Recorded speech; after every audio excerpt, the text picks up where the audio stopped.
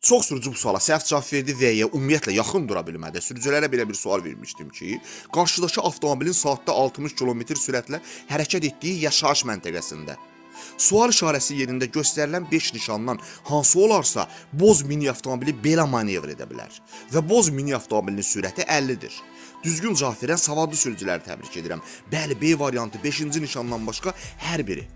Onu deyim ki, bu suala cavab vermək üçün ən azından 3 manevri bilmək lazımdır. Ötmə, yandan keçmə və yer dəyişmə. Bu 3 manevrın nə olduğunu bilmirsənsə və bu manevrların fərqini bilmirsənsə, təbii ki, sən bu suala cavab verə bilməzsən. Boz mini avtomobili ötmə etmir. Çünki qarşıdakı 60 da gedir, bu isə 50 ilə. Hardan bu ötmə sayıldı?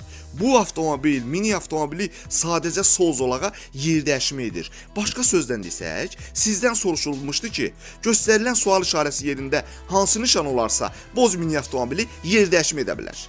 Və biz bilirik ki, yer dəyişməni qadağan edən hər hansı bir nişan yoxdur.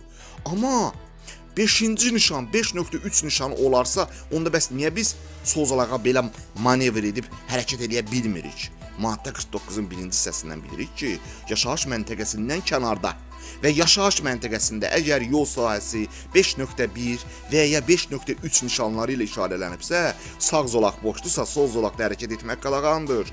Ona görə 5-ci nişan olarsa, biz sol zolaqda hərəkət edə bilmərik. Sol zolağı boş saxlamalıyıq. Sağ olun, sizinlə mən Rıza müəllim idi.